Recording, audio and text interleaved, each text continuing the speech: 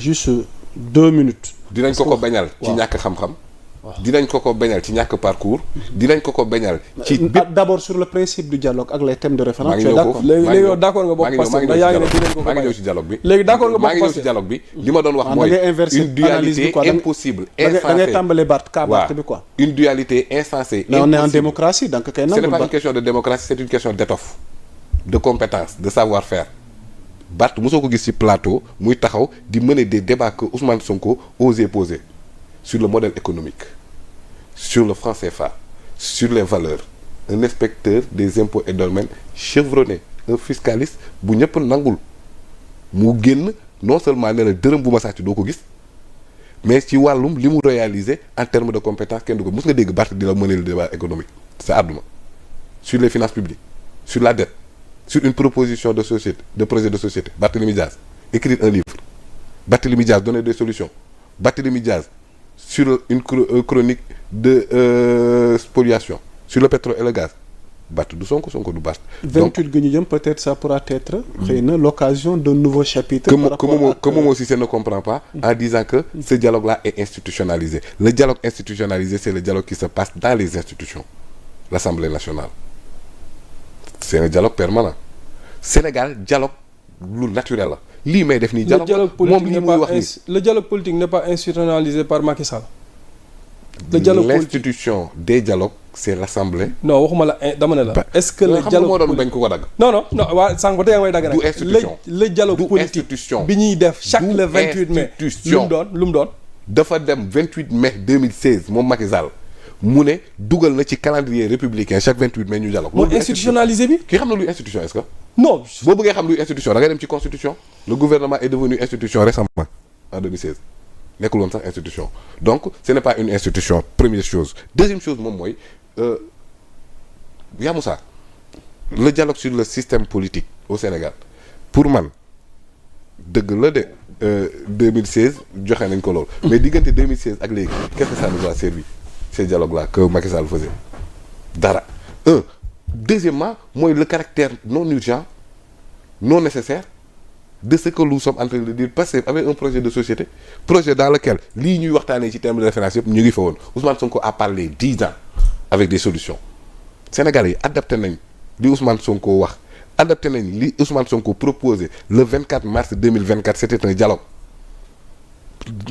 politique yëpp candidat yëpp dañoo wax pendant 3 semaines proposer ay Sénégalais loolu du dialogue loolu du communication Sénégalais yi dégg leen pendant toutes les semaines de campagne ne leen noppi leen dimanche ñun ñu wax loolu du dialogue donc adhésion boobu noonu adhésion la ci lu Ousmane Sonko doon wax kon Ousmane Sonko dafa war a entériner néew ma ne bu ñu waxtaan ak kenn de waxtaan lu baax la comme Momar Samb ni mu koy waxee réew dañ koy pencoo kenn du ko pàccoo donc kon waxtaan lu war la mais nag entériner ak décider bokkul ak consensus de la classe politique. Je te donne un exemple clair parce que man damay factuel bu may waxtaan en 1992 danoo dem dialogue waxtaan classe politique bi ñëpp d'accord ñu am lu ñuy wax consensus aboutir ci lu ñuy woowee un code électoral consensuel.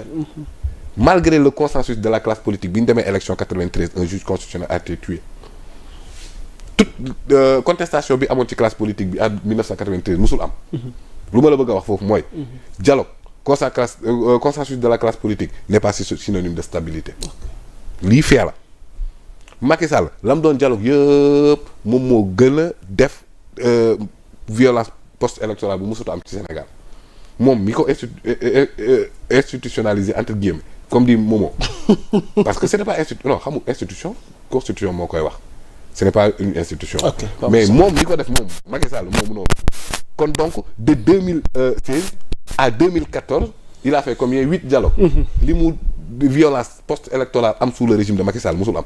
exactement kon donc ñoom magi démb ya bañ doon dialogue barki démb boo Ndiaye fi 2022 2023 jour bi ñuy dialogue dëkk baa ngi tàkk pour te dire l'étendue de. merci beaucoup insensé du caractère de le dialogue. merci beaucoup Pa Moussa waxtu wey nu dab on termine par un dernier point parce que tous les internautes ñuy suivre Momo ñuy suivre Pa Moussa dafa am débat boo xam ne fan yii yëpp ñu ngi koy gis ci seen diggante mbicco mbaaloo moo am ci wàllu géopolitique laa bëgg a xam lan moo xew lan moo indi seen gis-gis ci wàllu géopolitique mu mel ni waroo da cee am Momo Ousmane Sonko dafa dem Burkina ñu bëri am ci seen njàngat xëy na di nga ma ci wax sa position mais par ricochet waxtaanale tuuti géopolitique ak sous-région bi ak yenn conflit yi nga xamante ni mi ngi gete réew mi ñu ngi ñaan yàlla jàmm di fi sax alors tey sa position par rapport ak xëy na Pa Moussa xaw ma moo njëkk a wax d'accord xaw ma yow yaa wax Pa Moussa d'accord ñu jeexalee point boobu ndax internet yi xam naa boobaak léegi ñu ngi doon xaar ñu tëjee jotaay bi ak page géopolitique ndax normalement sax moom la ñu waroon ubbee mais donc ma may leen ko rek ñu tëjee ko jotaay bi allez-y Momo. bon xam nga malheureusement nag li ñu war a waxtaan ci loolu. mënul cee xaj ci 1 minute 2 minutes. coow li fan la tàmbale. pour làkk Pa Moussa. lu xew man yaa Moussa. waaw Pa Moussa moo sama position man. waaw ci loolu. du tey du démb ñi ma xam yàgg a waxtaan ak man yëpp xam nañ ne. ay condamnation systématique de coup d'état nekkuma ci loolu. pour man dama gëm ni am na ay coup d'état yoo xamante ne dafa jëriñ seen askan. c'est un mal nécessaire. parfois parce que dama koy joxe ak ay exemple dama la jox exemple Amadou Toumani Touré au Mali. dafa def coup d'état def une transition démocratique def une élection démocratique jébal civil yi réew mi si mi uniforme am ñëw présenté en tant que civil gagné démocratiquement damay joxe jëli Rowland au Ghana. Oli Nguema bu récent bi rek. Brice non cas bi bokk kooku 95% am yooyu c'est bon pour man kooku beneen cas la. non gagné na mais démarche bi.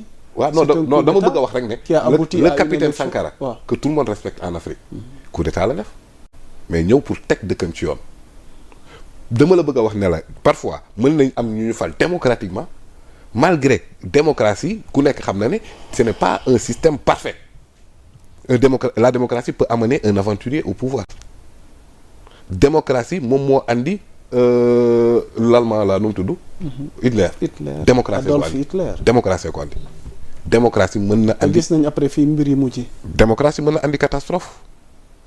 parfois di nga gis nit ku ñu fal démocratiquement mu ñëw vraiment caxatee réew am na mais léegi tey jii nii yan saa nga gis ku ñëw coup d'état ba pare defar réew. Jerry Rowland au Ghana. le père de la démocratie ghanéenne capitaine Sankara Mouammar Kadhafi mii ñuy wax roi Idriss la fa fekkoon avec benn gestion gabégique bu doy waar